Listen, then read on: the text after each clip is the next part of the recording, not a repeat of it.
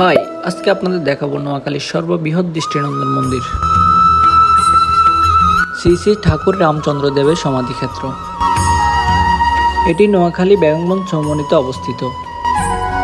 প্রবেশপথে আপনারা বড় বড় দৃষ্টিনন্দন দুটি গেট পেয়ে যাবেন। প্রতি বছরের ন্যায় ঠাকুর রামচন্দ্র দেবের ৭৬তম তিরোভাব উৎসব চলমান কর্মসূচি সম্পূর্ণ হয়েছে। এই উৎসবে বাংলাদেশ, ভারত সহ ভক্তদের মিলন মেলায় পরিণত হয়। মন্দিরের ভিতরে অনেক বড় স্পেস থাকার কারণে ভক্তদের তেমন ভোগান্তির শিকার হতে হয় না।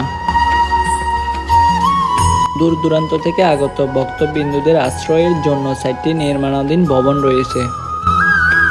রাত ৩টা থেকে সকাল ১১টা পর্যন্ত ঠাকুর রামচন্দ্র দেবের স্নান শান্তিপূর্ণভাবে সম্পূর্ণ হয়েছে। প্রায় ৩ দিন যাবৎ খিচুড়ি প্রসাদ, অন্নপ্রসাদ, মলিতা প্রসাদের আয়োজন করা হয়।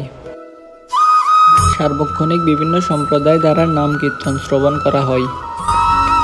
মন্দির পরিচালনা কমিটির যৌথ উদ্যোগে তীর্থযাত্রীদের মাঝে বিশুদ্ধ জল, ফ্রি মেডিকেল ক্যাম্প, লেবুর শরবত বিতরণ করা হয়।